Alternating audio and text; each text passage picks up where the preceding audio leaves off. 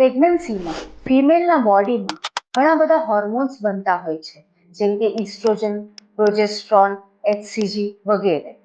આ હોર્મોનના કારણે ફિમેલના બોડીમાં હેડથી ટો ઘણા બધા ફેરફારો થાય છે અને જેના કારણે અમુક સ્પેસિફિક સિમ્ટમ અને અમુક નોન સ્પેસિફિક સિમ્ટમ પ્રેગ્નન્સીના આવતા હોય છે. તો ચાલો વાત કરીએ આવા અમુક સિમ્ટમ્સની.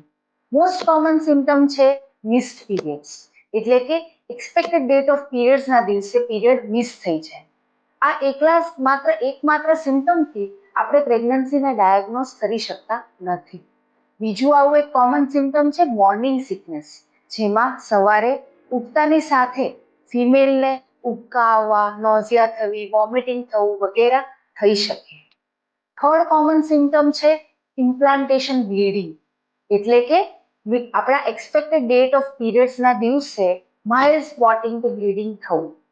બીજા અમુક નોન સ્પેસિફિક સિમ્ટમ્સ હોય છે, જેમ કે અસામાન્ય થાક લાગવો, રાતની પૂરી ઊંઘ થયા પછી સવારે ઉઠતી વખતે ફિમેલને ખૂબ થાક લાગે છે, કારણ કે પ્રેગ્નન્સીમાં ફિમેલનું બોડી ઘણા બધા કાર્યો કરતું હોય છે, એક નવી લાઈફને સપોર્ટ કરતું હોય છે, જેના કારણે આવું બની શકે.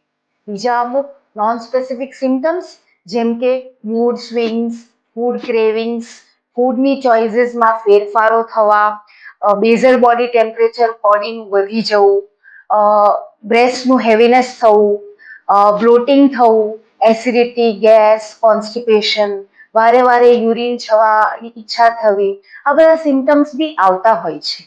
આમાંના કોઈ બી લક્ષણો જો દેખાય તો સવારે ઉઠીને જે ફર્સ્ટ મોર્નિંગ સેમ્પલ હોય યુરિનનું, એમાં પ્રેગ્નન્સી ટેસ્ટ કરવી જોઈએ. આ ટેસ્ટમાં જો 2 લાઈન બતાવે તો પ્રેગ્નન્સી પોઝિટિવ કે. એકવાર પ્રેગ્નન્સી પોઝિટિવ આવે તો તમારા નજીકના ગાયનેક ડોક્ટરને સંપર્ક કરો, જેથી કરીને તમને યોગ્ય અને સમયસર સલાહ મળે અને જીવનશૈલીમાં જરૂરી ફેરફારો કરવાની સમજ મળે. Thank you.